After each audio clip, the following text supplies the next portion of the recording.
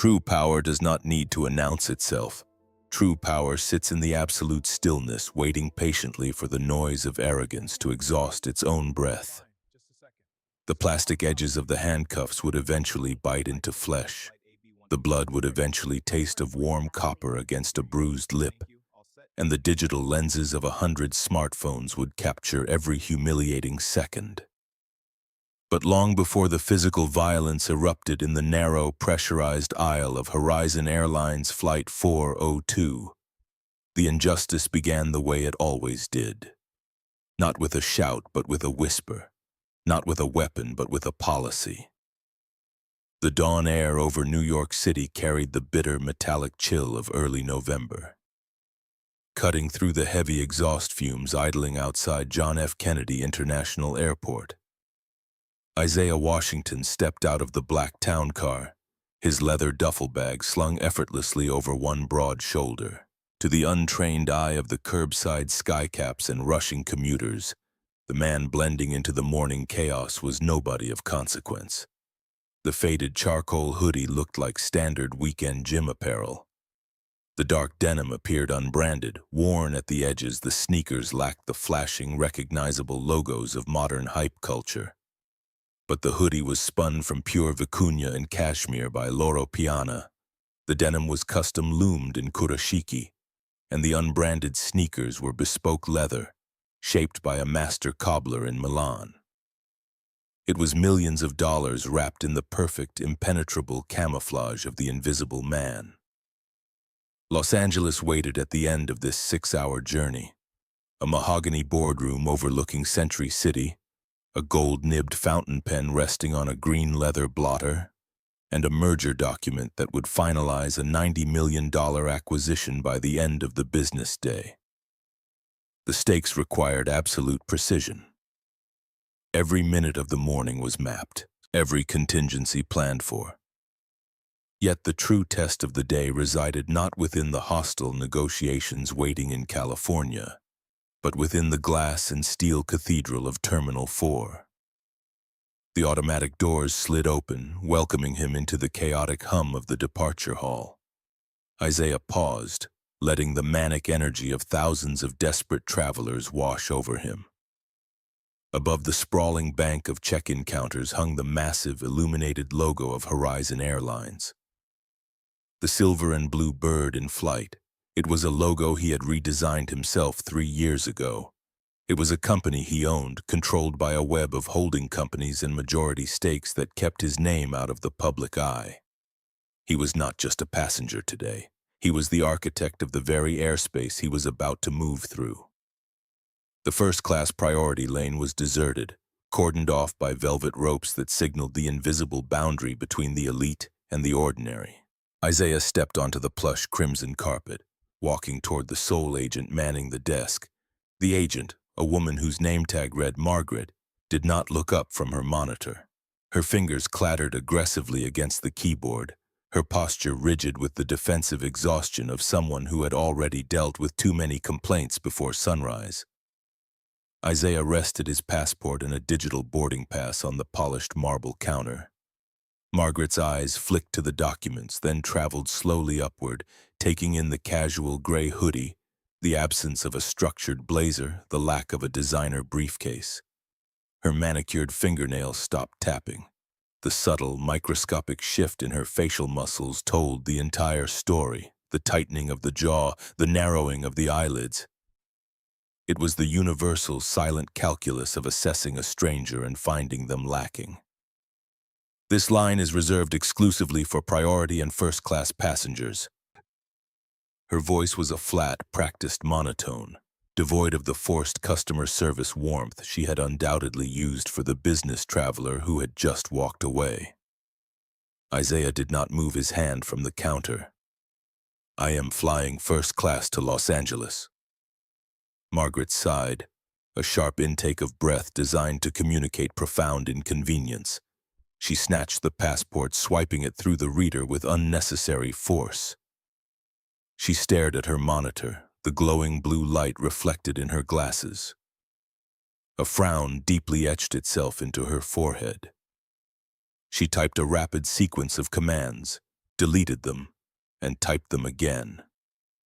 The system is flagging an anomaly with this reservation. I'm going to need to see the physical credit card used to purchase this fare. Isaiah's resting heart rate did not elevate. He understood the architecture of this interaction intimately. The booking was arranged through a corporate travel management account. The confirmation number, my government-issued identification, and the ticketed itinerary are sufficient to issue the boarding pass according to Horizon's published carriage guidelines. Margaret leaned back, crossing her arms over her uniform. Sir, I don't make the rules, I just enforce them to prevent fraudulent bookings. Without the card, I cannot verify you belong on this flight. Bias rarely announces itself with malice. It arrives wrapped in the sterile language of protocol. Isaiah reached calmly into his pocket, withdrawing a slim minimalist wallet. He slid a sleek, heavy piece of black titanium across the marble, an American Express Centurion card, the kind of financial instrument that required a $10,000 initiation fee and a personal invitation just to possess. Margaret stared at the heavy metal card. The silence stretched, brittle and awkward. She picked it up, her fingers hesitating over the raised lettering. The name matched. The account verified instantly on her terminal. The wall she had tried to build dissolved, leaving behind a residue of embarrassed resentment. She printed the boarding pass, the machine whirring loudly in the quiet space. Gate 42. Boarding begins in 40 minutes. She did not offer a smile. She did not offer eye contact. She pushed the documents toward him, eager to erase the interaction from her morning. Isaiah gathered his items with fluid grace. Thank you, Margaret. Have a productive shift. The walk toward the TSA security checkpoint provided no sanctuary. The terminal was a cross-section of American anxiety, a place where authority was absolute and compliance was mandatory. Isaiah bypassed the sprawling, snake-like queue of standard security and merged into the pre-check lane. He placed his duffel bag onto the conveyor belt, removed his bespoke sneakers, and walked through the metal detector. The machine remained silent. No alarms, no flashing lights. Sir, step to the side, please. The voice belonged to a TSA officer standing just beyond the scanner. A tall, broad-shouldered man with a tight buzz cut and eyes that tracked movement like a predator. He gestured toward a yellow footprint decal on the linoleum floor. Isaiah stepped onto the markers. Is there a problem? Random secondary screening. Keep your hands visible. The officer pulled a pair of blue nitrile gloves from a dispenser on his belt, snapping them over his wrists with a sharp, echoing pop. Isaiah looked around. 3 businessmen in tailored suits had just walked through the same scanner, grabbing their briefcases without a second glance from the security personnel. A family of 4 hurried past, gathering iPads and spilled snacks. Only Isaiah stood on the yellow footprints, an island of scrutinized stillness in a river of unrestricted movement. The officer ran a small white cloth over Isaiah's hands, swabbing the palms, the backs, the spaces between the fingers. He turned to a machine, inserted the cloth, and waited for the chemical analysis. The machine beeped a green clearance. I need to conduct a pat-down of your upper torso and legs. Spread your arms. The air in the terminal felt suddenly heavy. A few feet away, a young woman with a messy bun and an oversized denim jacket stopped loading her laptop into her backpack. Chloe Baker. She was 24, fueled by iced coffee and a hyper-awareness of social dynamics. Her eyes locked onto the scene. She recognized the pattern. She didn't reach for her phone yet, but her hands hovered over her pockets, her gaze sharp and analytical. Isaiah raised his arms, the physical indignity of a stranger's hands patting down his ribs, moving down his waist, checking the inseam of his jeans, was a familiar, exhausting ritual. It was the toll exacted for moving through the world in his skin. He had to remain perfectly still, perfectly calm. Any expression of frustration, any tightening of the jaw, any sigh of exhaustion would be immediately interpreted as aggression. To be a black man in an American airport was to exist in a constant state of emotional de-escalation, managing the fears and assumptions of everyone else in the room. The officer stepped back, peeling off the blue gloves. "You're cleared. Gather your belongings." Isaiah retrieved his duffel bag, sliding his feet back into his shoes. He caught Chloe Baker's eye for a fraction of a second. She offered a tight, sympathetic grimace. He offered nothing in return. He did not need pity. He needed data. He was here to audit the soul of his own company, and the data was proving to be a toxic accumulation of microaggressions. Terminal 4 stretched out in a long corridor of duty-free shops, overpriced coffee kiosks, and rows of uncomfortable black seating. Gate 42 was positioned at the far end, a wide glass expanse looking out over the tarmac where the massive Boeing 777 sat, connected to the jet bridge. The boarding area was already crowded, a tense ecosystem of travelers waiting for the boarding zones to be called. Isaiah found a quiet corner near the window, leaning his shoulder against the glass. He checked his watch. The Patek Philippe Nautilus, tucked discreetly under the sleeve of his hoodie, indicated 30 minutes until departure. His phone vibrated with an encrypted message from his Los Angeles legal team. The merger documents were prepped. The board was waiting. He typed a 2-word reply. En route. The public address system crackled to life. "Good morning, ladies and gentlemen. Horizon Airlines Flight 402 with service to Los Angeles is now beginning its boarding process. We would like to invite our first class and diamond tier members to board through lane 1 at this time." A synchronized rustle of movement swept through the waiting area. The business elite rose from their seats, a parade of rolling Tumi luggage and pressed slacks. Isaiah pushed off the glass and joined the line forming at the podium. The gate agent scanning boarding passes was young, his Horizon Airlines tie slightly askew. As Isaiah stepped up to the scanner, a man behind him let out a loud, performative sigh. Isaiah glanced back. William Preston, 55 years old, silver hair perfectly coiffed, a cashmere topcoat draped over his arm, a Breitling chronograph flashing on his wrist. Preston's face was pulled into a tight mask of impatient entitlement. When the world made William Preston wait, he took it as a personal insult. Isaiah turned back to the podium and held his digital pass under the red laser. The machine emitted a harsh, dissonant buzz. A red light flashed. The young gate agent looked at the screen, then at Isaiah. "I'm sorry, sir. This lane is for first-class boarding only. Group 4 will be called in about 20 minutes. The assumption was immediate, reflexive, and entirely predictable. The agent hadn't even read the error code on the screen. He had simply looked at the man, looked at the hoodie, and assigned him to the back of the aircraft.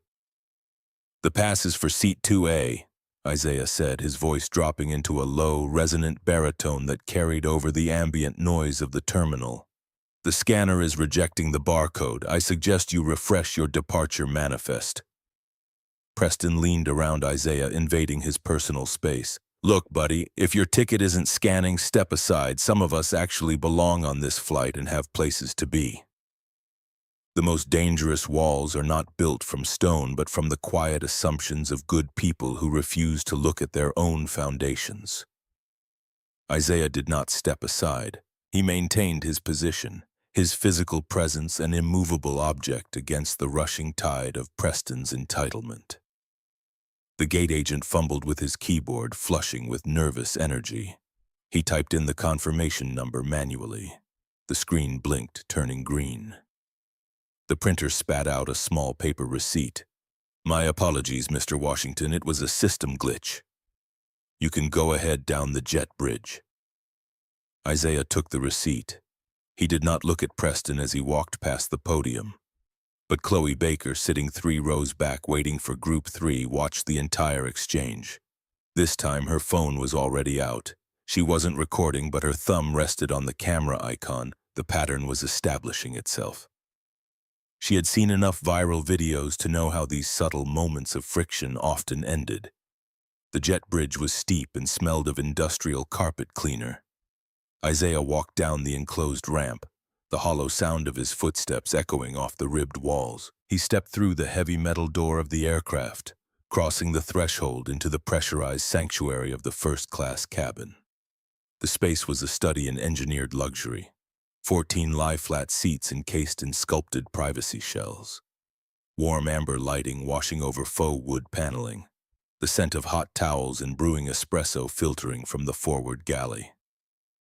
Standing in the aisle, greeting passengers with a practiced, radiant smile was Brenda Walsh. 15 years in the sky had taught Brenda the precise topography of wealth. She knew how to read the subtle indicators of status. Wealth wore subtle tailoring. Wealth carried leather that aged beautifully. Wealth demanded sparkling water before the cabin doors even closed. Wealth, in her deeply ingrained, unexamined worldview, did not look like the man walking toward her in a faded gym hoodie. Her smile dropped, freezing into a mask of professional suspicion. It was the same look Margaret had given him at the check-in desk.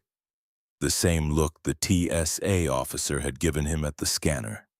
The same look the gate agent had given him at the podium. It was the compounding interest of institutional bias.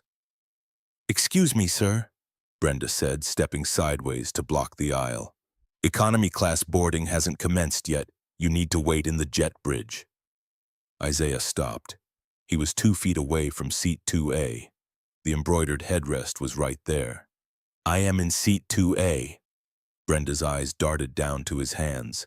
She was looking for the boarding pass, looking for proof, looking for anything to validate the dissonance in her brain. "May I see your boarding pass?"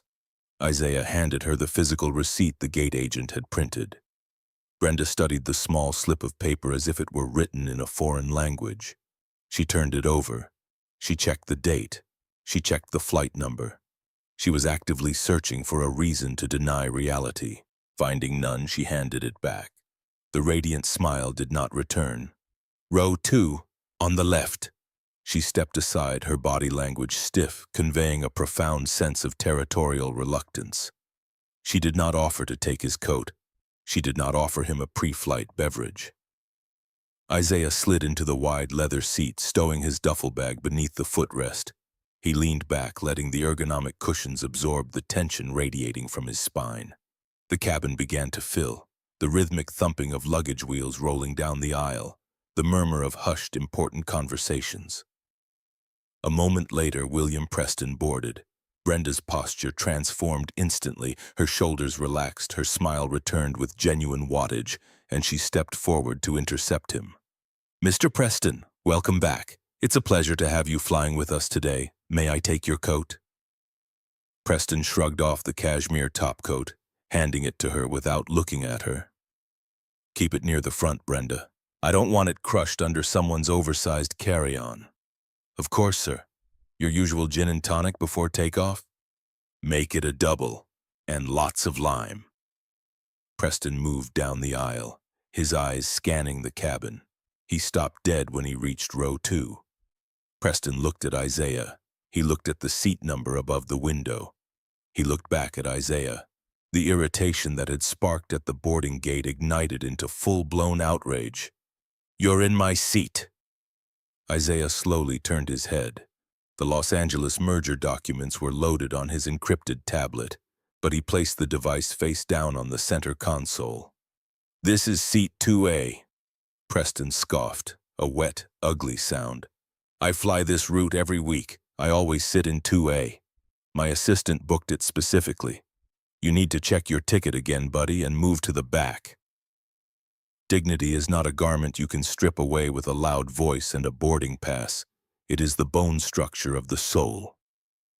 Isaiah did not raise his voice. He did not stand up. He remained perfectly centered in the leather seat. "My boarding pass is for 2A. If there has been a ticketing error, I suggest you speak with the flight attendant." Brenda materialized at Preston's elbow, carrying a crystal glass of gin and tonic on a small silver tray. She sensed the escalation immediately. Her protective instincts flared, aligning entirely with the diamond medallion passenger. "Is there a problem here, Mr. Preston?" Preston pointed a thick finger at Isaiah. This guy is sitting in my seat. I want him moved. Brenda turned her gaze on Isaiah. The professional suspicion had hardened into cold authority. Sir, I need to see your boarding pass again. You reviewed my boarding pass 2 minutes ago when I boarded the aircraft, Isaiah replied softly. The quietness of his voice forced both Brenda and Preston to lean in to hear him. It was a tactical use of volume, controlling the energy of the space. I need to see it again to verify the seat assignment. Brenda's voice ticked up half an octave, the tension bleeding into her tone. Other passengers were stopping in the aisle, creating a bottleneck. The business executives in row 1 turned around in their seats, and walking down the aisle, clutching her oversized backpack, was Chloe Baker. Finding her seat in 3B directly behind the confrontation, she slipped into the row. This time the phone came out, the camera app opened. She rested the lens against her backpack, ensuring a clear, unobstructed angle of the scene unfolding in row 2. Isaiah pulled up the digital pass on his phone, the brightness illuminating his calm features. He held it up. Horizon Airlines, Flight 402, First Class, Seat 2A, Isaiah, Washington. Brenda stared at the screen. She blinked rapidly. This must be a duplicate booking error in the system. Mr. Preston is a Diamond Tier member. He has priority status for this seat. Priority status dictates upgrade wait lists and boarding order, Isaiah said, quoting the exact operational manual he had personally approved 2 years prior. It does not invalidate a confirmed paid first-class ticket for a seated passenger. The airline must accommodate Mr. Preston in another available first-class seat. There are no other available first-class seats, Brenda snapped, her patience evaporating. The man was using industry terminology. He was speaking with an authority that challenged her own. She felt the control of her cabin slipping away. The flight is completely full. I'm going to have to ask you to relocate to the main cabin, and customer service will process a partial refund when we land in Los Angeles. Preston took a long sip of his gin, the ice clinking against the glass. He looked down at Isaiah with a sneer that belonged in a different century. Just get up and move. People like you aren't used to the service up here anyway. You'll survive, coach. The words hung in the pressurized air. People like you.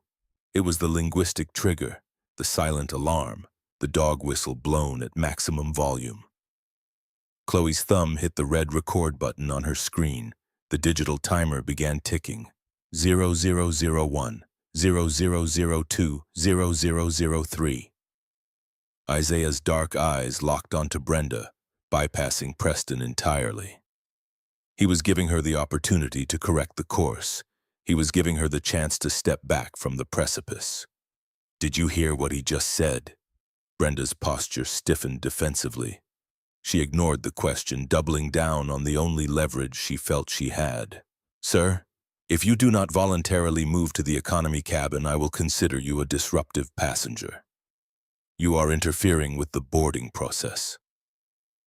I am sitting quietly in the seat I purchased, Isaiah replied. I am not moving. I am the lead flight attendant on this aircraft. You have to follow my instructions. Your instructions violate federal aviation regulations regarding carriage contracts as well as Horizon's own anti-discrimination protocols. Preston slammed his hand against the overhead compartment. Enough of this. Call the captain. Get this guy off the plane. Brenda spun on her heel and marched toward the forward galley. She picked up the red intercom handset, her fingers trembling slightly as she punched in the code for the flight deck. The silence in the cabin was suffocating. Every eye was fixed on the man in the gray hoodie. Some looked with pity, others with irritation, but most looked with the paralyzing fear of the bystander. No one spoke. No one intervened. Chloe Baker's camera captured every second of the deafening silence. The heavy reinforced door of the cockpit swung open. Captain Robert Mitchell stepped into the cabin. 58 years old, silver hair neatly parted, his crisp white shirt weighed down by 4 gold stripes on each epaulette. He carried a slight paunch over his belt, but his posture radiated the absolute unquestioned authority of a man who commanded $100 million machine in the sky. He had flown for the military. He had flown for Horizon for 20 years. He did not negotiate. He dictated. Brenda met him at the edge of the galley, speaking in rapid, hushed tones, pointing toward row 2. Mitchell listened, his jaw setting into a hard line. He nodded once, a sharp, decisive motion, and walked down the aisle. Mitchell stopped beside Preston, placing a reassuring hand on the VIP's shoulder, before turning his imposing frame toward Isaiah. "I'm Captain Mitchell. I understand we have a situation regarding this seat." Isaiah looked up at the gold stripes. Authority demands obedience, but true leadership requires the courage to ask the right question. Mitchell was not asking a question. He had already rendered a verdict based entirely on Brenda's whisper. "There is no situation, Captain. I hold a valid boarding pass for 2A. This passenger is attempting to claim it, and your flight attendant has asked me to downgrade to economy to accommodate him. My flight attendant informs me that you are being disruptive, refusing crew instructions and causing a delay in our departure." Mitchell's voice was deep, practiced to project calm during turbulence, but currently weaponized to intimidate. "Refusing an unlawful and discriminatory instruction is not a disruption. It is a boundary." Mitchell leaned closer, resting his hands on his hips, pushing his chest forward. "Let me make something perfectly clear to you. On my aircraft, I am the law. I do not care what your boarding pass says. I do not care what you think your rights are. My crew says you are a problem, and that is enough for me." "Captain Mitchell," Isaiah said, his voice dropping even lower, forcing the pilot to lean in further. "I strongly advise you to review the passenger manifest and verify my credentials before you take an action you will not be able to undo." "Are you threatening me?" Mitchell's face flushed red, the veins in his neck standing out against the white collar. "I am offering you a moment of clarity." Preston scoffed loudly. "He's bluffing. He probably bought the ticket with stolen miles. Just kick him to the curb so we can take off." Mitchell stood to his full height, pointing a rigid finger toward the front door of the aircraft. "You have exactly 30 seconds to gather your bag and exit this aircraft voluntarily. If you do not, I will summon airport security and you will be removed by force." The threat of physical violence had finally entered the space. The invisible walls of policy and procedure had failed to break the man, so the system fell back on its ultimate mechanism of control, physical force. Isaiah did not reach for his bag. He did not unbuckle his seatbelt. He looked directly into the lens of Chloe Baker's smartphone, visible just over the edge of the seat behind Preston. He looked at the faces of the silent passengers. He looked at Brenda, who stood with her arms crossed, vindicated by the captain's authority. And finally, he looked back at Mitchell. "I am not moving." Mitchell reached for the radio clipped to his belt, pressing the transmission button with his thumb. The static crackled loudly in the quiet cabin. "Ground control, this is Horizon 402. We have a level 2 disruption in the first-class cabin. Passenger refusing crew orders, dispatch port authority and armed security for immediate physical extraction." The die was cast, the machinery of escalation had been engaged, and there was no turning back.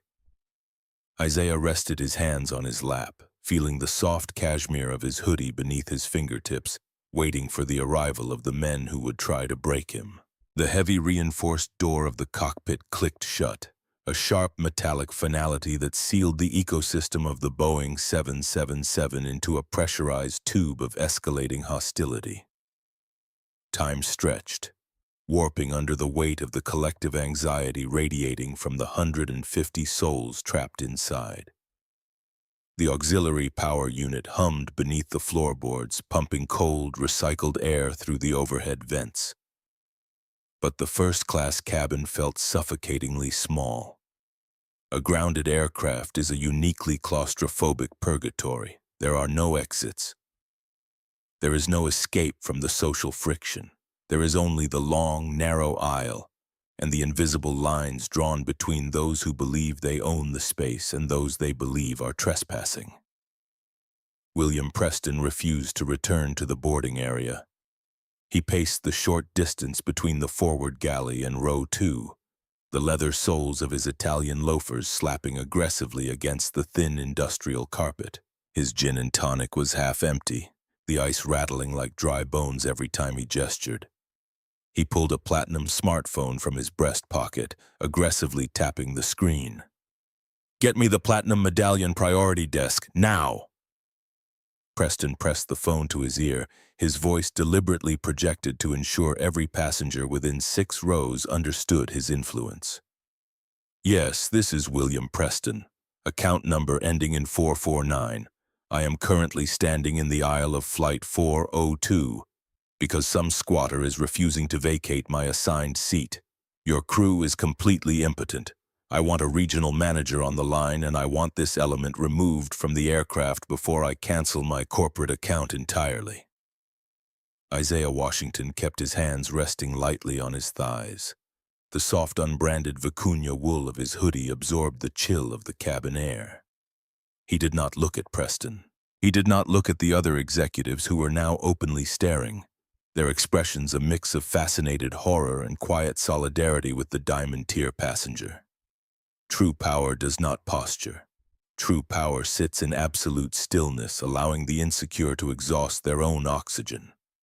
Isaiah was mapping the liability matrix in his head, cataloging every violation of Horizon Airlines' carriage contract, every breach of the anti-discrimination protocols he had personally drafted, and every failure of the human beings employed to uphold them. Brenda Walsh hovered in the galley, her face a mask of bureaucratic panic. She adjusted the silk scarf at her neck, the fabric suddenly feeling too tight. She had committed herself to a narrative, and the terrifying gravity of corporate hierarchy meant she could not backtrack without admitting catastrophic fault. She whispered furiously to the junior flight attendant, a young woman who looked terrified, clutching a stack of hot towels like a shield. Brenda's eyes darted repeatedly toward seat 2A. The man's profound calm was the most unnerving variable. Guilty people argued. Trespassers panicked. This man sat with the terrifying serenity of a predator, observing a trap he had already dismantled. Chloe Baker sat perfectly still in 3B, her thumbs hovering over the glowing interface of her smartphone. The live stream was active. The small red indicator pulsed in the corner of the screen, a digital heartbeat broadcasting the raw, unfiltered reality of Terminal 4 to the open internet. The viewer count began at 14. A minute later, it climbed to 300.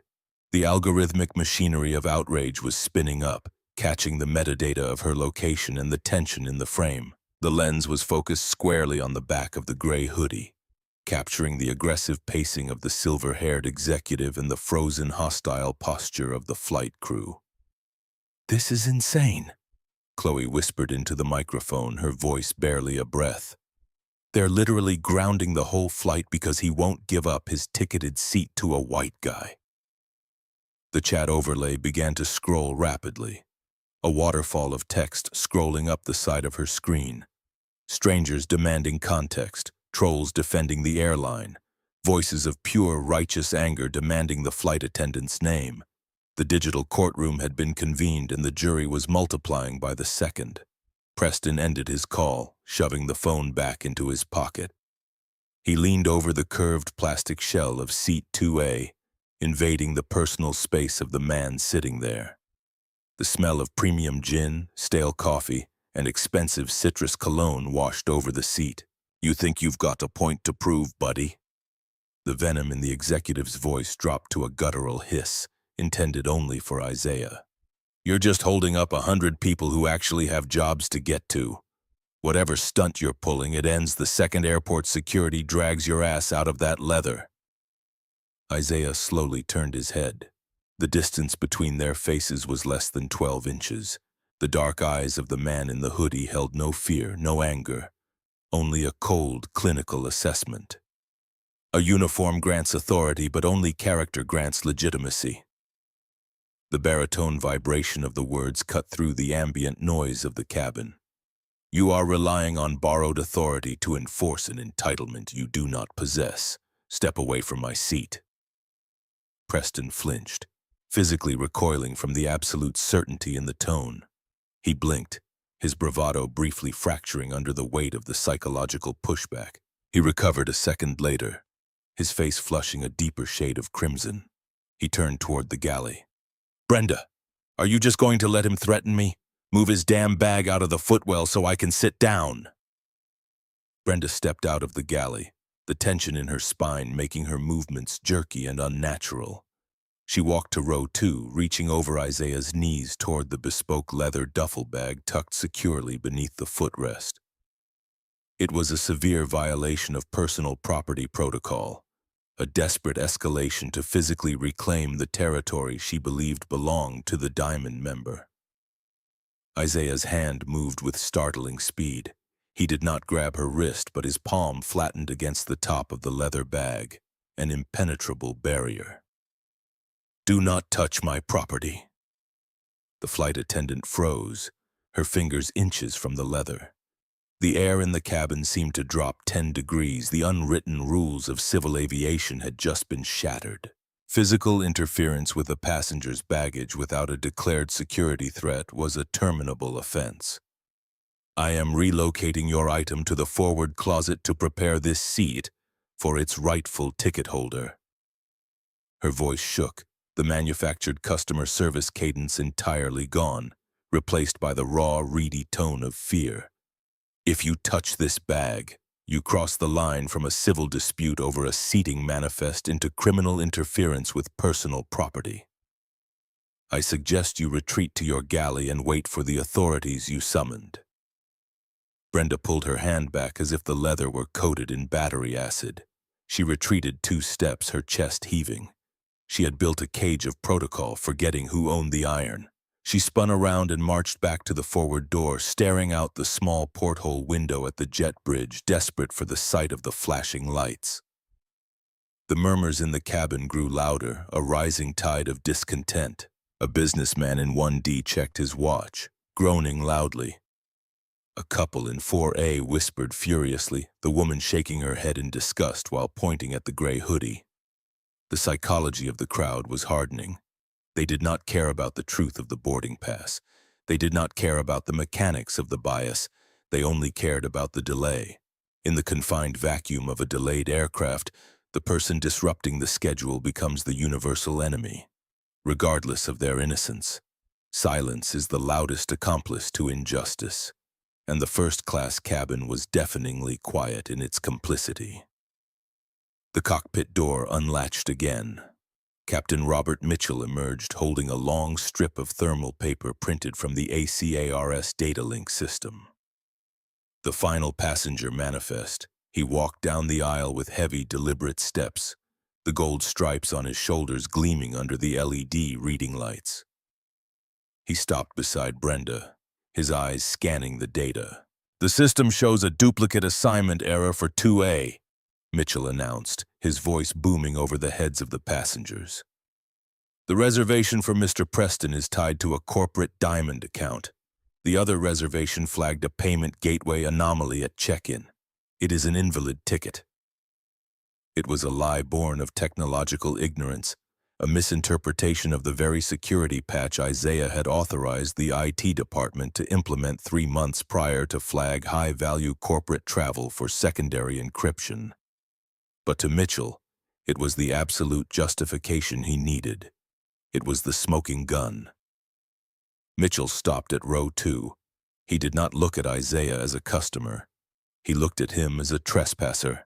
The manifest confirms my flight attendant's assessment. Your boarding pass is invalid. You are currently trespassing on federal property. I am giving you one final opportunity to stand up, retrieve your bag, and exit the jet bridge. If you force me to have you removed, you will be permanently placed on the federal no-fly list. Isaiah looked at the thermal paper in the pilot's hand. He knew the exact string of code that had generated that printout. He knew the server farm in Virginia where the data was stored. Captain Mitchell, You are misinterpreting a Level 4 encryption flag as a payment anomaly. If you contact the operations center and request a manual override code, the ticket will validate. You are operating on an assumption based on a profound lack of technical understanding. Preston laughed, a harsh, barking sound. Listen to this guy. Now he's an IT expert. He's probably hacking the system from that tablet. Just cuff him, Captain. I am not calling operations. Mitchell folded the paper, slipping it into his shirt pocket. I am done negotiating with you. You have been given a direct order by the pilot in command. Your refusal is a violation of Federal Aviation Regulation 91.11. You are interfering with the duties of a crew member. I am defending myself against a discriminatory eviction based on the visual bias of your lead flight attendant, which you are now compounding with willful negligence. The heavy thud of tactical boots echoed from the jet bridge. The sound vibrated through the floorboards, cutting off whatever response the captain was preparing. The cavalry had arrived. 2 armed officers from the airport police department stepped through the forward door. Gary Lawson walked in front, a massive wall of a man with a shaved head, a thick neck, and a utility belt heavily laden with a radio, a baton, pepper spray, and steel handcuffs. His hand rested instinctively on his belt.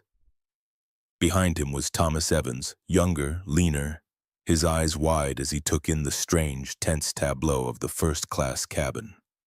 Lawson did not look at the passengers. He looked directly at the gold stripes. Captain, we got a call for a Level 2 disruption. What's the situation? Mitchell pointed a rigid finger at seat 2A. This individual is sitting in another passenger's assigned seat. His ticket is invalid.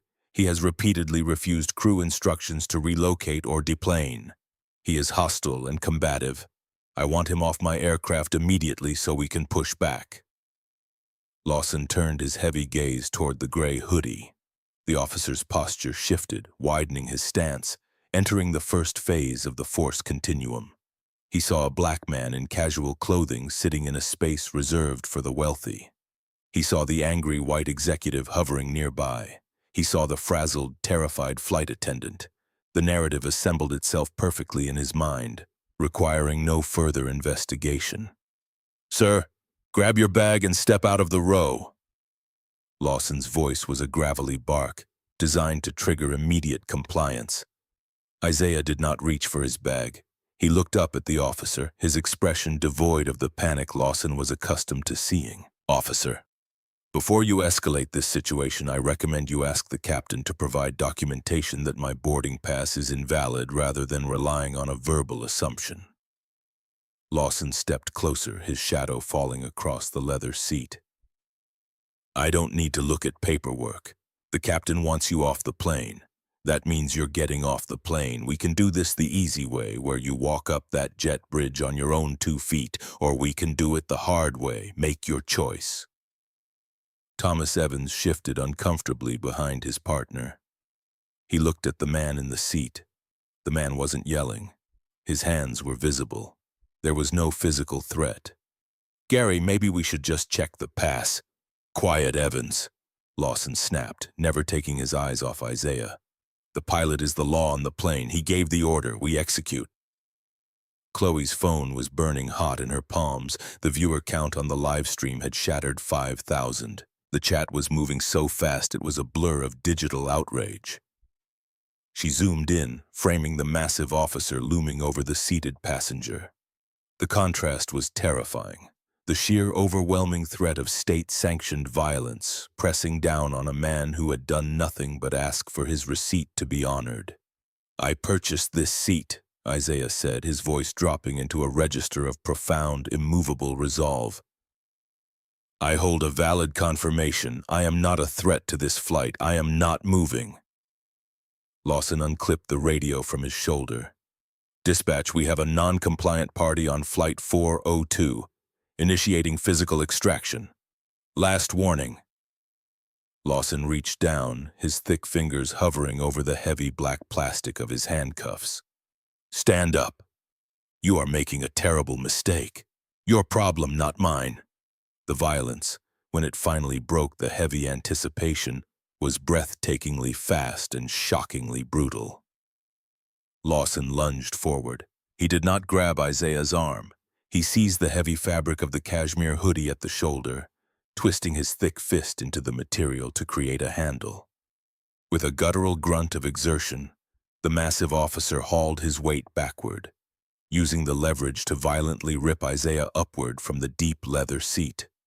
The physical shock of the assault tore through the quiet cabin. The bespoke fabric ripped with a sickening, expensive sound. Isaiah's shoulder wrenched forward, his center of gravity completely destroyed by the sudden, overwhelming kinetic force. "Don't touch me!" Isaiah's voice remained low, refusing to give them the satisfaction of a scream, though the pain in his rotator cuff flared like white-hot iron. "Stop resisting!" Lawson bellowed, the universal battle cry used to justify any level of brutality. Isaiah was not resisting. He was simply trying to maintain his balance as 250 pounds of aggressive law enforcement yanked him into the narrow aisle. But the lack of active compliance was all the excuse Lawson needed. Evans moved in from the side, adrenaline overriding his previous hesitation. He grabbed Isaiah's left wrist, twisting the arm violently behind the passenger's back. The angle was unnatural, pushing the joint toward the absolute limit of its mobility. Lawson slammed his heavy forearm against the back of Isaiah's neck, driving the man forward. Isaiah's boots slipped on the thin carpet. He pitched downward, unable to break his fall with his arms pinned. The side of his head slammed viciously against the hard, molded plastic shell of seat 3A. A collective gasp sucked the oxygen out of the first-class cabin. The impact echoed with a hollow, sickening thud. A sharp, jagged edge of the plastic console bit deeply into the flesh just above Isaiah's right eyebrow. The skin split instantly. The warm, metallic taste of copper flooded his mouth as his teeth ground together to absorb the shockwave of the blow. A thick, dark ribbon of blood immediately welled up from the laceration, tracing a rapid path down his temple, cutting a stark crimson line across his cheekbone and dripping onto the collar of his ruined hoodie. "Get the cuffs on him! Lock him down!" Lawson shouted, his knee driving into the back of Isaiah's thigh, pinning the injured man against the armrest. The harsh, metallic ratcheting of steel handcuffs filled the air. Click, click, click. The sound of a life being stripped of its autonomy. Evans clamped the cold steel around Isaiah's right wrist, squeezing the metal jaws shut with unnecessary force. The metal bit viciously into the delicate skin over the radial artery. The officer yanked the left arm back, forcing the second cuff closed. Click, click, click. The cuffs were agonizingly tight. The hard edges sliced off the circulation instantly, sending a wave of burning numbness shooting down through Isaiah's fingers.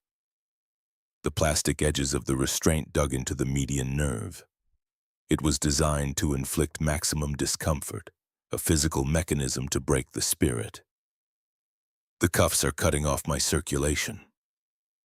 Isaiah stated the fact clearly, his chest heaving against the hard plastic of the seat shell. The blood dripped steadily from his temple, leaving dark, heavy stains on the pristine cream leather of the armrest. "Should have thought about that before you resisted," Lawson sneered, grabbing the steel chain connecting the cuffs. He used it as a handle, yanking upward with vicious, tearing force. Isaiah was hauled to his feet. The pain in his shoulders was blinding, the joints screaming against the unnatural torque.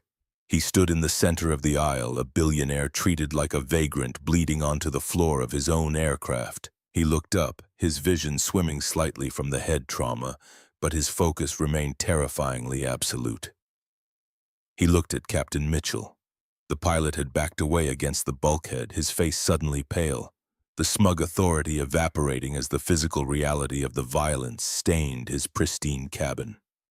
He looked at Brenda Walsh, whose hands were clamped over her mouth in horror, finally realizing the catastrophic chain reaction her assumptions had triggered. He looked at William Preston, who was staring at the blood on the leather seat, stepping backward, suddenly desperate to distance himself from the brutality he had demanded. And then Isaiah looked down the aisle. Over 100 passengers from the economy cabin had unbuckled their seatbelts, crowding the aisle, craning their necks to see the commotion. A sea of glowing rectangles, 50, 60, 70 smartphones were raised in the air, capturing the blood, the steel, the torn cashmere, and the heavy, panting breaths of the aggressive officers. Chloe Baker was standing on her seat now, her phone held high above the privacy shell. Her hands were shaking violently, but the camera remained perfectly steady. The viewer count on her screen had gone entirely exponential. 20,000, 30,000. The algorithmic fire had breached containment. The digital world was watching the blood fall. "Move!" Lawson shoved Isaiah in the center of the back. Isaiah stumbled forward, his balance severely compromised by his pinned arms. Every step sent a jolt of burning agony radiating from his wrists.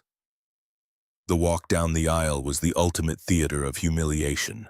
It was the modern equivalent of the stocks, a public parading of the broken and the non-compliant. The faces of the passengers blurred into a mosaic of shock, apathy, and morbid curiosity. The bystander effect was absolute. Good people, decent people, families on vacation, business travelers, checking emails. They all watched a bleeding man drag through the cabin, and no one raised a single hand to stop it. They raised their lenses, but they kept their voices buried. The officers pushed him through the forward galley, past the silent, terrified junior flight attendants, and shoved him violently through the heavy aircraft door. The transition from the climate-controlled cabin to the cold, industrial chill of the jet bridge was jarring. The steep incline of the ramp made the forced march even more treacherous. Lawson kept the pressure on the handcuff chain, forcing Isaiah to walk at an unnaturally rapid pace, his boots scuffing heavily against the ribbed rubber flooring. "You picked the wrong day to play games, buddy," Lawson muttered, his breath hot against the back of Isaiah's neck. "You're catching a federal charge, assaulting an officer, interfering with a flight crew. You're going to be sitting in a holding cell for a very long time." Isaiah tasted the blood pooling in the corner of his mouth. He took a slow, deep breath, expanding his chest against the pain. The physical humiliation was absolute, but his internal architecture remained untouchable. He had the data, he had the video evidence captured by 100 strangers. He had the exact measure of the rot infecting the lower levels of his empire. They reached the top of the jet bridge, bursting through the heavy security door and out into the glaring fluorescent light of the departure terminal. The gate area was chaotic. Passengers waiting for other flights stopped dead in their tracks. Conversations evaporated, children pointed. The visual was shocking. A massive police officer dragging a bleeding, handcuffed black man whose clothes were torn and stained. It was an image burned into the American subconscious. A repetitive historical loop playing out in high definition beneath the glowing Horizon Airlines logo. "I need medical attention," Isaiah said, his voice steady, refusing to slur despite the swelling in his lip. "And I need to make a phone call." "You don't get a phone call until you're booked at the precinct," Evans said, walking backward to clear the path through the stunned crowd of onlookers. "If you deny me medical evaluation for a head trauma sustained in your custody, the liability shifts from corporate to personal." Isaiah stopped walking, planting his feet firmly on the marble floor. The sudden anchor forced Lawson to jerk to a halt, the handcuffs biting even deeper into the bone. "I am making a phone call. Now!" Lawson raised his baton, ready to strike the back of Isaiah's knees to force him moving again. But he caught sight of the crowd. Dozens of people in the terminal had their phones out, recording the standoff. The officer's aggressive momentum faltered. The modern panopticon was watching. "Fine." Lawson shoved Isaiah roughly against the wall next to the boarding podium. The impact rattled Isaiah's teeth, smearing a fresh streak of blood against the pristine white paint. "You get 1 minute. Evans, pull his phone from his pocket. Do not uncuff him. Put it on speaker." Evans reached tentatively into the pocket of the ruined cashmere hoodie. He pulled out the slim matte black smartphone. The screen was cracked from the impact against the seat console, a spiderweb of shattered glass over the display. "Unlock it," Evans ordered, holding the device up to Isaiah's face for the biometric scan. The screen blinked, recognizing the bruised and bleeding face of its owner. The phone unlocked. "Dial the contact labeled Archangel." Evans tapped the screen, scrolling rapidly through the contacts. He found the designation. He hit the call button, engaged the external speaker, and held the phone inches from Isaiah's mouth. The line rang once, a sharp, encrypted digital tone. The voice that answered did not sound like a lawyer, a family member, or a bail bondsman.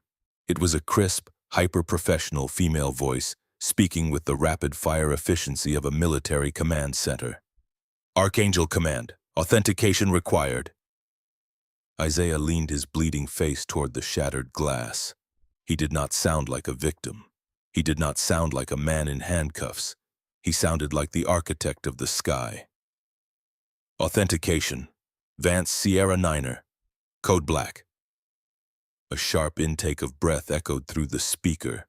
The professional veneer instantly vanished, replaced by an undercurrent of absolute terrifying urgency. "Authentication confirmed, Mr. Washington. We are tracking a biometrics alert. Are you injured?" "Minor trauma. I am currently detained by airport police at Gate 42. "Listen to me very carefully. Recording, sir." Isaiah looked past the glowing screen of his phone. He looked at the two officers whose expressions were beginning to shift from aggressive certainty to profound confusion. He looked at the gate agent hiding behind the podium. He looked at the massive Horizon Airlines Boeing 777 sitting on the tarmac outside the floor-to-ceiling windows. "Ground the plane. Halt all pushback procedures. Cancel the clearance. Flight 402 does not leave this airport."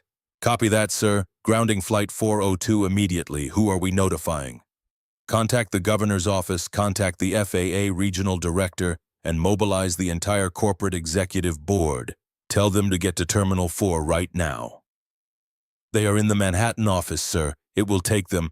I don't care if they have to commandeer a helicopter. Have them here in 20 minutes. Shut it all down." The line clicked dead. The silence in the terminal was absolute. The background noise of the airport seemed to fade away entirely. Gary Lawson stared at the cracked phone in his partner's hand. The massive officer swallowed hard, a cold knot of dread suddenly forming in the pit of his stomach. The man bleeding against the wall hadn't called for help. He had called down thunder. "Who the hell did you just call?" Lawson demanded, the bluster draining rapidly from his voice. Isaiah leaned his head back against the wall, closing his eyes as a drop of blood fell from his chin, staining the marble floor. "I told you," Isaiah whispered, the exhaustion finally bleeding into his tone, replaced by the terrifying, inevitable weight of absolute power. "You made a mistake." The heavy, pressurized door of the cockpit sealed shut with a vault-like thud, locking Captain Robert Mitchell inside his domain of glass, steel, and illuminated dials. The ambient noise of the cabin instantly vanished, replaced by the low, comforting hum of the avionics cooling fans. Mitchell settled his imposing frame into the left seat, exhaling a long, ragged breath that fogged the edge of the primary flight display. He reached up, adjusting his silver hair in the reflection of the side window, smoothing the crisp fabric of his uniform collar. Order had been restored. The hierarchy of the aircraft had been brutally challenged, but the application of force had re-established the natural boundaries of his world. He rested his hands on the thrust levers, the cool plastic grounding his adrenaline. "Horizon 402 to Kennedy ground. Disturbance neutralized. Offloading complete. Requesting clearance to push back from Gate 42 and commence taxi sequence to runway 4 left." The radio remained silent for 4 seconds.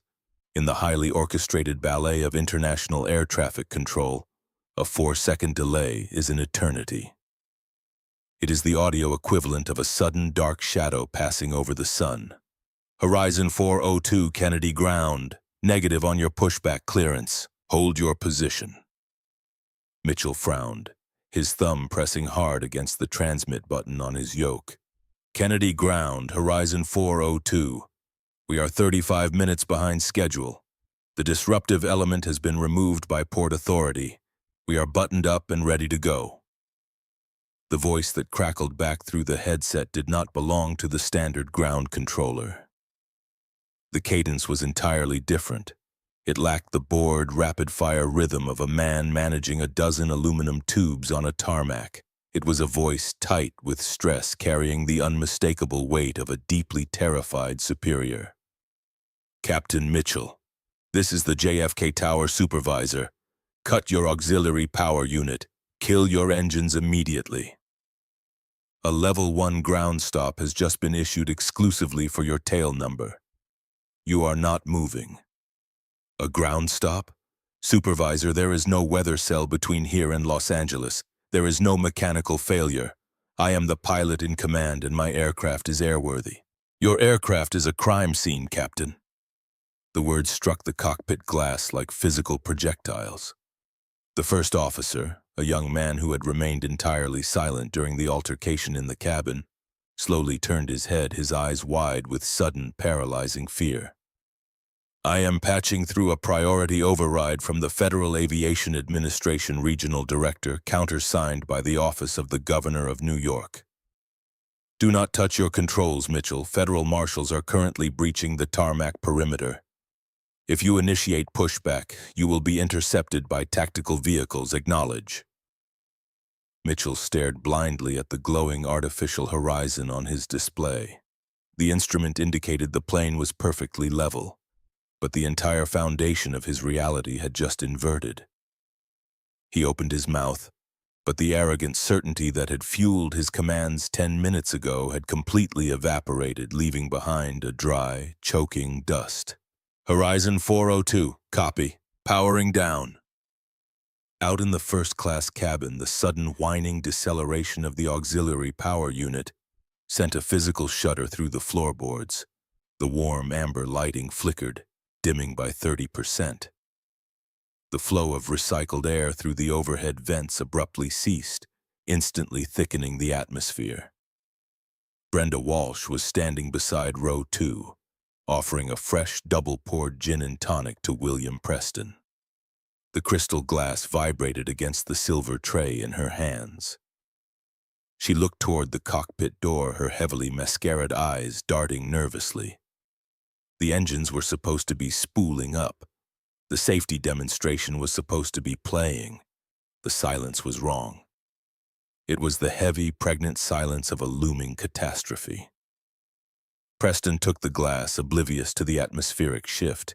He settled back into the deep leather of 2A, the seat he had claimed through intimidation and proxy violence. He smoothed the lapels of his tailored shirt, crossing his legs with the expansive posture of a conquering king. Took longer than it should have, Brenda, but you handled it. Some people just need to be reminded where the boundaries are drawn. Yes, Mr. Preston. Thank you, sir. Her voice trembled so violently she had to bite her lower lip to stop the vibration. She looked down at the cream-colored leather of the armrest. A single dark smear of blood stained the pristine material. It was a stark, undeniable record of the brutality she had set into motion. She grabbed a linen napkin from her cart, scrubbing frantically at the stain, but the crimson had already sunk into the porous grain of the leather. It would not wash away. 300 yards away, under the harsh, unforgiving fluorescent lights of the terminal, the digital execution of the Horizon Airlines executive board was already underway. Chloe Baker's live stream had bypassed the viral threshold and entered the realm of global breaking news. The viewer count ticking in the upper left corner of her shattered screen read 142,000. The chat overlay was moving so rapidly it was a solid white blur of text. Algorithms designed to pause monetization on violent content had triggered, but the sheer volume of organic shares overwhelmed the automated moderation.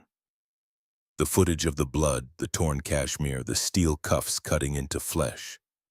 It was being downloaded, mirrored, remixed, and broadcast across every major social network on the planet. Gary Lawson stood with his broad back to the boarding podium. His massive hands were hooked into his utility belt, but his fingers were twitching.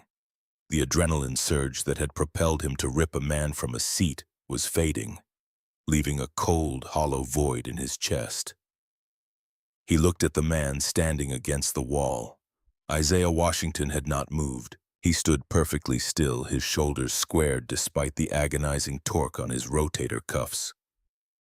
The blood from the laceration above his eye had tracked down his cheek, dripping steadily onto the marble floor. He did not look at the officers. He looked through the floor-to-ceiling windows at the Boeing 777 sitting dead on the tarmac. Officer Thomas Evans took a step backward, his hand hovering near his radio. The device was vibrating constantly, a silent, frantic pulse against his hip. Every channel was blowing up. The secure precinct frequencies were absolute chaos. "Gary, not now, Evans. Keep your eyes on the suspect." "Gary, look at your phone." Lawson pulled his personal smartphone from his pocket.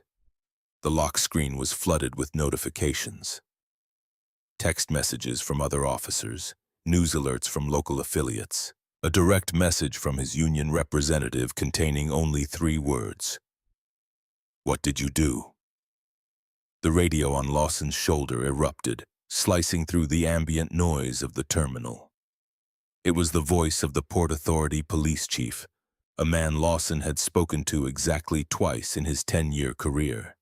The chief was not using 10 codes, he was screaming.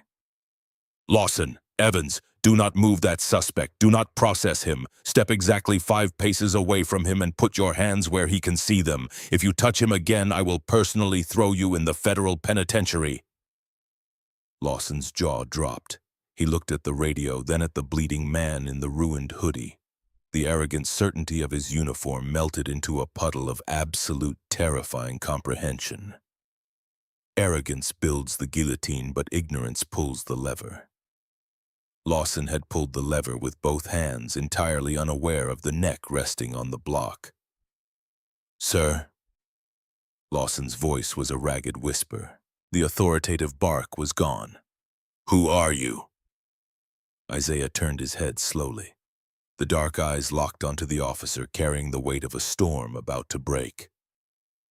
"You equated compliance with dignity and in doing so surrendered both." Outside the glass, the perimeter of the tarmac was breached. 3 massive matte black Chevrolet Suburbans tore across the concrete, their emergency strobe lights flashing blindingly in the overcast morning light. They bypassed the security checkpoints, ignoring the painted taxiway lines, driving with the reckless, terrifying speed of absolute panic. They skidded to a halt directly beneath the jet bridge of Gate 42. A second later, the deep, percussive thumping of rotor blades rattled the terminal windows. A twin-engine Sikorsky helicopter, painted in the corporate colors of Horizon Airlines, dropped out of the low cloud cover. It flared aggressively, touching down on the outer tarmac with a screech of rubber. The doors of the Suburbans flew open. Men and women in sharp, dark suits sprinted across the concrete toward the terminal access doors. Among them was Philip Crawford. As the regional director of passenger operations, Crawford was the architect of the unwritten policies that allowed flight crews to arbitrarily downgrade passengers to avoid confrontation with wealthy clients. He was sweating through his bespoke shirt, his heart hammering against his ribs like a trapped bird. 10 minutes ago, Crawford had been eating a croissant in the executive lounge. Then the CEO's private line had rung. The scream that had come through the receiver had nearly shattered Crawford's eardrum. Crawford burst through the terminal security doors, flanked by the chief legal officer and a phalanx of corporate crisis managers. He sprinted down the concourse, his dress shoes slipping on the polished marble. The crowd of passengers parted before the stampede of suits. They reached Gate 42. Crawford skidded to a halt, the breath tearing from his lungs. He saw the 2 officers standing frozen, their hands held awkwardly away from their bodies. He saw the crowd of hundreds of travelers holding up their phones. And then he saw the man leaning against the wall, the blood, the steel cuffs, the torn vicuña wool. Crawford's knees buckled. He actually reached out, grabbing the edge of the boarding podium to keep from collapsing to the floor. The face from the confidential shareholder reports. The face of the man who held a 62% controlling stake in the holding company that owned every airplane, every terminal lease, and every paycheck in Crawford's entire universe. "Oh my God!" The chief legal officer, a ruthless corporate attorney named Sarah Jenkins, did not freeze. She marched directly toward Gary Lawson, moving with the lethal precision of a guided missile. "Unlock those handcuffs immediately." Lawson held his ground, though his hands were shaking. "Ma'am, step back. This is an active police matter. The suspect is under arrest for assaulting a crew member and—" "You have no suspect!" Jenkins's voice echoed off the high ceilings, a weaponized corporate roar. "You have unlawfully detained the chairman of the board of Horizon Airlines. You have committed felony assault, false imprisonment, and gross civil rights violations on federal property. If you do not remove those cuffs in the next 3 seconds, I will personally ensure your grandchildren are paying off the civil settlement." The Port Authority police chief arrived, sprinting from the opposite direction, his gold badge bouncing wildly on his chest. He didn't even speak. He shoved Lawson aside with a violent sweep of his arm, grabbed the keys from the officer's belt, and scrambled toward Isaiah. "Mr. Washington, sir, I am so sorry. Hold still, just hold still." The chief's hands were trembling so badly he dropped the keys twice before finally inserting the small metal prong into the locking mechanism. Click. The heavy steel jaws snapped open. Isaiah slowly brought his arms forward. The skin around his wrists was mangled, deeply bruised with angry purple and black contusions where the metal had bitten into the bone. The sudden rush of blood returning to the ischemic tissue burned like fire. He did not wince. He did not rub the wounds. He simply let the heavy steel cuffs clatter to the marble floor, the sound ringing out in the absolute silence of the terminal. An executive assistant materialized at his side, holding a pristine, damp white towel in a dark navy-tailored suit jacket. Isaiah took the towel. He pressed it gently against the deep laceration over his eye, wiping away the wet blood though the cut continued to seep. He handed the ruined, bloody towel back to the assistant. He reached up, grasping the torn collar of the cashmere hoodie. With a single sharp motion, he pulled the ruined garment over his head, discarding it onto the floor next to the handcuffs. He slid his bruised arms into the sleeves of the tailored jacket. The transformation was absolute. The armor was equipped, the camouflage was gone.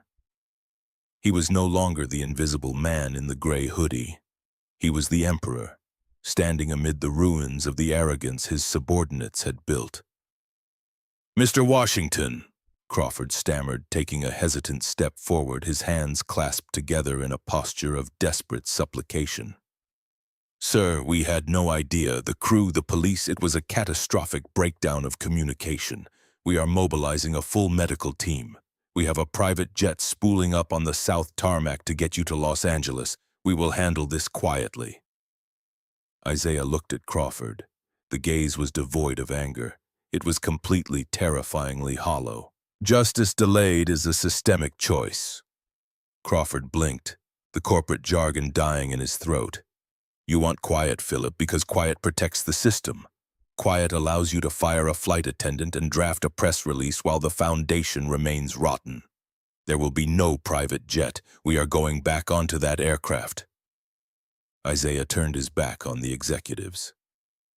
He walked toward the heavy security door leading to the jet bridge. The procession that followed him was surreal. The billionaire chairman, bleeding and bruised, leading a phalanx of terrified corporate lawyers, sweating executives, and deeply panicked police commanders down the steep industrial carpeted ramp. At the rear of the column walked 4 men wearing dark windbreakers with the bright yellow letters FBI printed across the back. The federal machinery had been activated. The heavy door of the Boeing 777 remained open.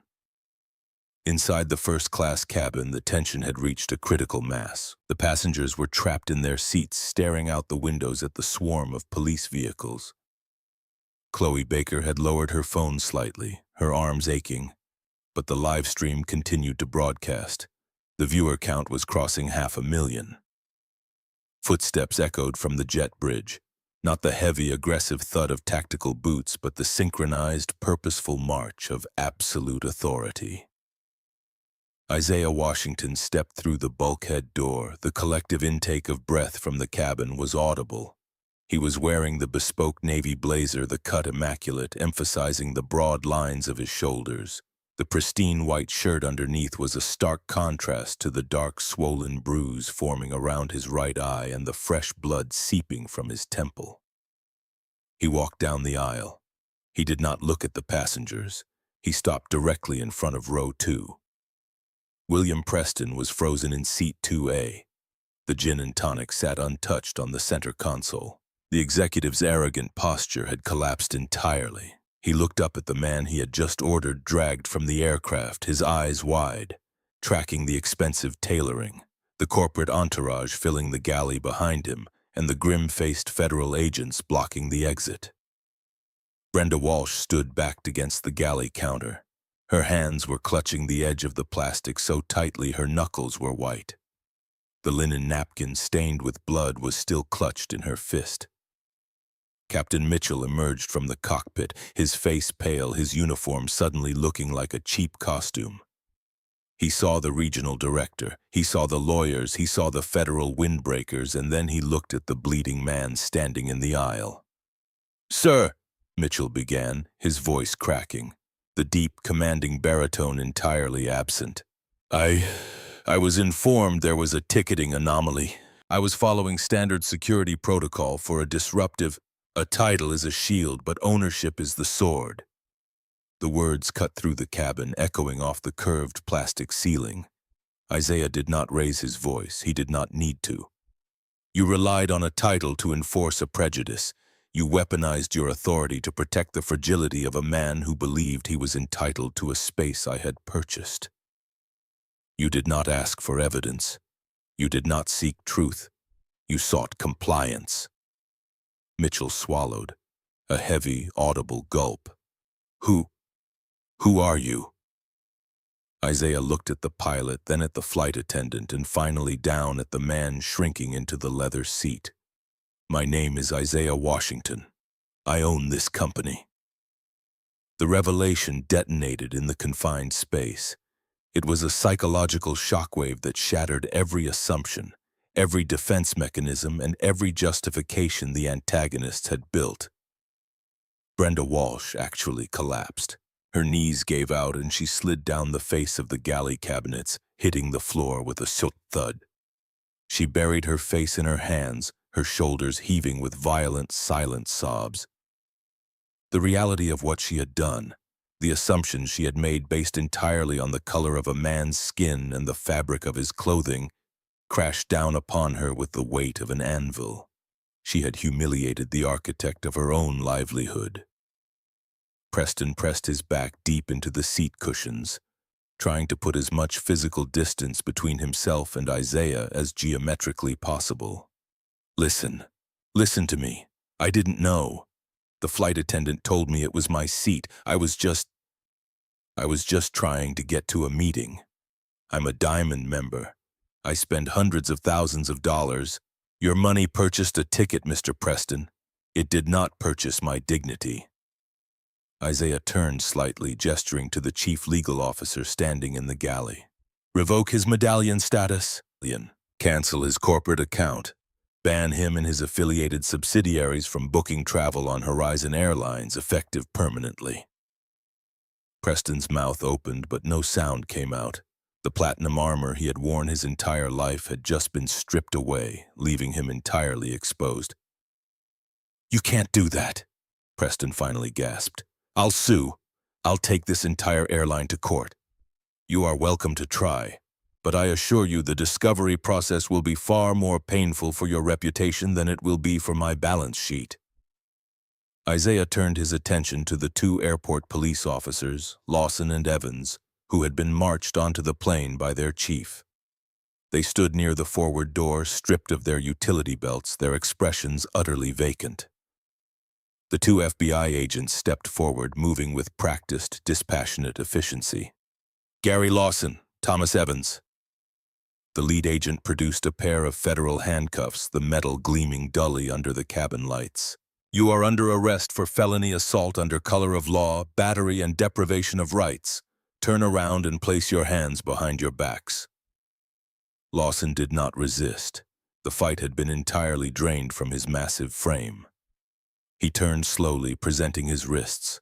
The heavy, terrifying click of the steel restraints locking into place echoed through the silent cabin. The exact same sound that had humiliated Isaiah 20 minutes earlier now signaled the destruction of two careers and the beginning of a brutal federal prosecution. Karma is not a mystical force. It is the inevitable collision of arrogance and accountability. Walk them out, the agent ordered. The officers were led down the aisle, their heads bowed, forced to march past the glowing screens of 100 smartphones. The digital jury that had witnessed the assault now witnessed the immediate, unyielding consequences. Isaiah looked at Philip Crawford. The regional director was sweating so profusely his collar was soaked through. Philip, 3 months ago I sent a memo to your office demanding an audit of the passenger downgrade protocols. I highlighted a statistical anomaly showing a disproportionate number of minority passengers being removed from premium cabins to accommodate elite-tier complaints. You replied that it was a software glitch. Crawford wiped his forehead with a trembling hand. Sir, the data was inconclusive. We were conducting a secondary review. You lied to protect the elite-tier revenue stream. You insulated the crew from accountability. Isaiah's voice remained devastatingly calm. You are terminated. For cause. Your pension is frozen pending a forensic audit of your department. Escort him off my aircraft. Corporate security flanked Crawford immediately, placing hands on his elbows, guiding the broken executive toward the exit. Captain Mitchell took a step forward, his hands raised in a pleading gesture. Mr. Washington, please. I have 20 years with this company. I have a family. I made a mistake, a terrible mistake based on bad information. Don't take my wings. Isaiah studied the pilot. The silver hair, the gold stripes, the desperate, pleading eyes of a man who suddenly realized the world did not bend to his uniform. We are measured not by the rules we follow, but by the humanity we discard to uphold them. Mitchell flinched as if struck. You did not make a mistake, Captain. You made a choice. You looked at a man sitting quietly in his seat and you chose to see a threat. You defended a seat, but you lost the sky. You are terminated. Leave your epaulets on the console and exit the aircraft. Mitchell's hands shook uncontrollably as he reached up to his shoulders. He unbuttoned the gold-striped epaulets, the symbols of his entire identity, and placed them gently onto the center console of Seat 2A. He turned and walked away, a ghost haunting his own ship. Brenda Walsh was still on the floor, weeping openly. Isaiah did not address her. Her termination was implicit. The silence he offered her was far more devastating than any words he could have spoken. Isaiah turned slowly, facing the first-class cabin. The executives in row 1, the couple in row 4, the dozens of passengers who had watched him bleed, who had listened to the steel cuffs ratcheting closed, and who had said absolutely nothing. He looked directly at the lens of Chloe Baker's smartphone. The red recording light was still pulsing. The world was still watching. Silence is the architecture of complicity. The words blanketed the cabin, heavy and suffocating. Passengers looked down at their laps. Executives suddenly found their tray tables fascinating. The collective shame was a tangible physical weight in the air. Every person in this cabin witnessed an injustice today. You watched a man abused because of the clothes he wore and the color of his skin. And you remained seated. You protected your itineraries. You protected your comfort. Isaiah reached up, gently touching the bandage an EMT had hurriedly taped over his laceration before he boarded. This aircraft is now an active federal crime scene. This flight is canceled. You will all be deplaned, your tickets will be fully refunded, and Horizon Airlines will provide you with alternative transportation. But as you walk through this terminal today, I want you to remember what you did not do. Power does not corrupt when it is challenged. Power corrupts when it is tolerated. He turned back toward the jet bridge, the tailored navy suit hanging perfectly over his bruised shoulders. The executive scrambled to part the way for him. The federal agents nodded respectfully as he passed. The revelation was complete. The armor of the institution had been shattered from the inside out. The invisible man had stepped into the light, and the shadows he cast would permanently alter the landscape of the sky. The heavy mahogany gavel struck the sounding block, a sharp, percussive crack that echoed through the cavernous federal courtroom of the Southern District of New York. The sound finalized the destruction of a life built on unexamined prejudice. 6 months had passed since the grounded Boeing 777 became a global spectacle, but the air inside the courtroom felt just as suffocating.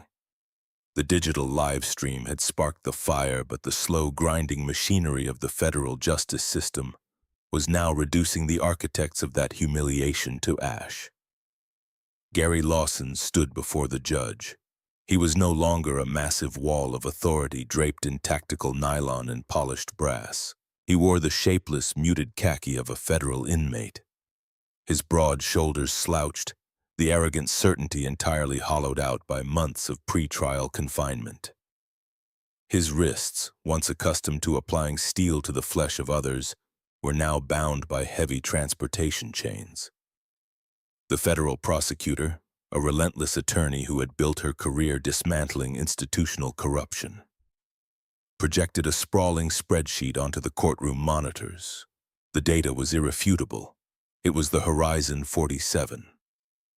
47 separate incidents spanning a 5-year period where minority passengers had been systematically downgraded, removed, or detained by airport security at the behest of Horizon flight crews.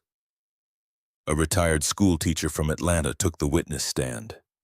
Her voice trembled as she recounted being dragged off a flight to Miami because her legitimate upgrade had been deemed suspicious by a gate agent. A young software engineer from Seattle described being threatened with the federal no-fly list simply for asking for a vegetarian meal in premium economy. They were the ghosts of the system, the invisible victims whose dignity had been sacrificed to maintain the pristine, unchallenged comfort of the elite tier. The judge leaned forward, his expression carved from absolute disgust. A uniform without empathy is simply a threat disguised as duty. You did not protect the sky, Mr. Lawson. You polluted it with your own bias. The sentence fell like a guillotine. 60 months in federal prison for felony deprivation of civil rights under color of law, loss of all law enforcement credentials permanently, complete forfeiture of his municipal pension. Lawson did not weep. He simply stared at the hardwood floor, the reality of his own ruin finally eclipsing the blind obedience he had weaponized. Thomas Evans received 36 months. His hesitation on the aircraft had not saved him from the consequences of his complicity. Silence in the presence of brutality is an endorsement of the act. The criminal convictions were merely the opening salvo. The civil litigation that followed was a masterclass in total financial annihilation. Captain Robert Mitchell never faced a jury, but his punishment was infinitely more agonizing for a man defined entirely by his status. The Horizon Airlines internal tribunal had stripped his wings within 48 hours of the incident. The Federal Aviation Administration, under massive public and congressional pressure, permanently revoked his commercial transport rating. He would never command an aircraft again. 2 years later, the heavy rain of a Tuesday evening pounded against the windshield of a deeply dented Toyota Camry crawling through the gridlock of the Queens Midtown Tunnel. Mitchell gripped the worn leather steering wheel, his knuckles white. The digital rideshare application mounted on his dashboard chimed, indicating a new passenger pickup 3 blocks away. His silver hair had thinned, his posture collapsing inward under the crushing weight of personal bankruptcy. The multi-million-dollar civil judgments awarded to the Horizon 47 victims had liquidated his retirement accounts, his sprawling waterfront property in Connecticut, and his children's college funds. He pulled the Camry to the curb. A young corporate executive climbed into the back seat, shaking the rain from his umbrella. The passenger did not look up from his phone. "Terminal 4, JFK, and step on it. I have first-class boarding in 40 minutes. Mitchell's chest tightened, a phantom pain radiating through his shoulders. "Yes, sir. Terminal 4. He engaged the transmission, a ghost ferrying the living toward a sky he was no longer permitted to touch. Brenda Walsh found her exile in the fluorescent purgatory of an overnight diner on the New Jersey Turnpike. The aviation industry had blacklisted her instantly. The hospitality sector, terrified of the viral infamy attached to her face, refused her applications. She wiped down a sticky laminate table with a bleach-soaked rag, the harsh chemicals burning her cracked cuticles. A group of truck drivers in the corner booth shouted for coffee refills. She walked toward them, her spine aching. There were no tailored silk scarves here.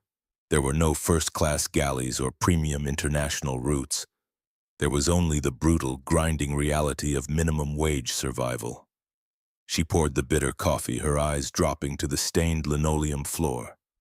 She had built a worldview based on the assumption of superiority, and the universe had responded by forcing her to serve those she had once considered entirely beneath her notice. The memory of the blood staining the cream leather armrest of seat 2A haunted her nightmares, a permanent stain on her soul. William Preston experienced a different velocity of destruction. The digital mob is ruthlessly efficient when provided with a target. Within hours of his corporate account being publicly revoked by Isaiah Washington, Preston's identity had been crowdsourced and weaponized. The board of directors at his logistics firm convened an emergency meeting while Preston was still trying to secure a commercial flight out of New York. By the time he landed in Los Angeles, he was entirely unemployed. The morality clause in his contract was triggered, terminating his golden parachute. His equity was frozen. His wife, a socialite whose entire existence was predicated on pristine public perception, filed for divorce before the end of the fiscal quarter. He spent his days in a sparse, rented condominium, watching the stock ticker of his former company soar under new, progressive leadership, while his own name remained a toxic, untouchable liability in every boardroom in America. True power does not merely punish, it rebuilds. Vengeance is a temporary satisfaction, but systemic reform is an enduring legacy. In the immediate aftermath of the crisis, the corporate architecture of Horizon Airlines was entirely dismantled and reconstructed. The board passed the Washington Protocol, a sweeping, industry-defining anti-discrimination mandate. Every employee, from baggage handlers to executive vice presidents, was required to wear active body cameras during passenger interactions. A third-party civil rights auditing firm was granted permanent, unfettered access to all corporate communications and downgrade statistics. The zero-tolerance policy was absolute. Bias was no longer a customer service issue. It was an immediate, unappealable termination event. Within 18 months, discrimination complaints across the entire Horizon network plummeted by 89%. The airline's stock, which had briefly dipped during the initial scandal, rebounded to historic highs. The market rewarded transparency, the culture shifted, the invisible walls began to crumble. 2 years to the day after Flight 402, the terminal at JFK hummed with the familiar, frantic energy of morning departures. Isaiah Washington stood near the expansive glass windows of Gate 42. He wore a simple, beautifully tailored charcoal sweater, his hands resting easily in his pockets. The faint silver scar above his right eyebrow was the only physical remnant of the violence. He watched the massive Boeing 777 being prepped on the tarmac. He turned toward the boarding podium. A young man was standing 10 feet away from the priority lane, clutching a thin, faux leather briefcase against his chest. He looked to be in his early 20s, his skin the color of polished mahogany. He wore an ill-fitting suit, the sleeves slightly too long, the collar stiff and uncomfortable. Sweat beaded on his forehead despite the air conditioning. He kept looking at his digital boarding pass, then up at the first-class sign, then back at his phone, paralyzing hesitation rolling off him in waves. Isaiah recognized the posture intimately. It was the physical manifestation of imposter syndrome, the heavy inherited burden of being told by the world that you do not belong in the spaces designated for excellence. Isaiah closed the distance between them, his footsteps silent on the marble floor. "The gate agent is waiting," Isaiah said, his voice a low, reassuring rumble. The young man jumped slightly, startled. He looked at Isaiah, his eyes wide. I think there's a mistake on my ticket. The university booked it for me. I'm flying out for a residency interview at UCLA Medical Center. They put me in row 2, first class. I've never even been on a plane before." The young man swallowed hard, looking toward the velvet ropes. "I don't look like I belong over there. I don't want to cause a problem. Maybe I should just ask them to move me to the back." The architecture of justice requires a foundation of truth, but the architecture of hope requires a foundation of grace. "You belong exactly where your hard work has placed you," Isaiah said gently. "Do not ever ask for permission to occupy the space you have earned. The world will try to shrink you. Do not do the work for them." The young man blinked, his shoulders dropping a fraction of an inch. "Thank you, sir. I'm Marcus, by the way. It is an honor to meet you, Dr. Marcus. My name is Isaiah." The boarding announcement echoed through the terminal. The first-class cabin was called. Isaiah pulled his own digital boarding pass from his pocket. He looked at the screen. Seat 2A, the exact same seat he had bled for 2 years prior. He looked at the young medical student who was still gathering his courage to approach the desk. "Marcus, what is your seat assignment?" "Row 4, seat 4C. "I prefer the aisle," Isaiah said smoothly, extending his phone. "And row 2 offers a much better environment for reviewing medical charts. Would you do me the favor of trading seats?" Marcus looked at the boarding pass, stunned. "Sir, I can't take your seat. That's right up front. We rise not by the spaces we claim, but by the spaces we yield." Isaiah placed his boarding pass directly into the young man's hand. "Go ace your interview, and when you are the chief of surgery, make sure you leave the door open for the next kid standing nervously at the gate."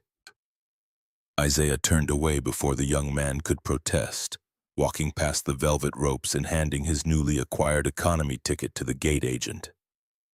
The agent scanned it without a second glance, offering a warm, professional smile. He walked down the steep, enclosed jet bridge. The air smelled of industrial carpet cleaner. He stepped through the heavy metal door of the aircraft, bypassing the plush leather seats and warm amber lighting of the first-class cabin entirely. He walked past row 2, leaving the wide, luxurious seat empty for the terrified medical student. He moved deep into the main cabin, finding seat 4C. It was narrow. The legroom was non-existent. The fabric was rough. He sat down, stowing his duffel bag beneath the seat in front of him. He buckled the thin nylon belt across his waist. The engine spooled up, a deep, resonant roar vibrating through the floorboards. The aircraft pushed back from the gate, turning slowly toward the runway. Isaiah leaned his head back against the seat, feeling the immense kinetic power of the machine lifting off the tarmac, tearing through the overcast sky, and climbing toward the blinding light resting above the clouds. True power does not posture. It sits quietly in the back of the plane, absolutely certain of its own altitude, watching the next generation take the sky.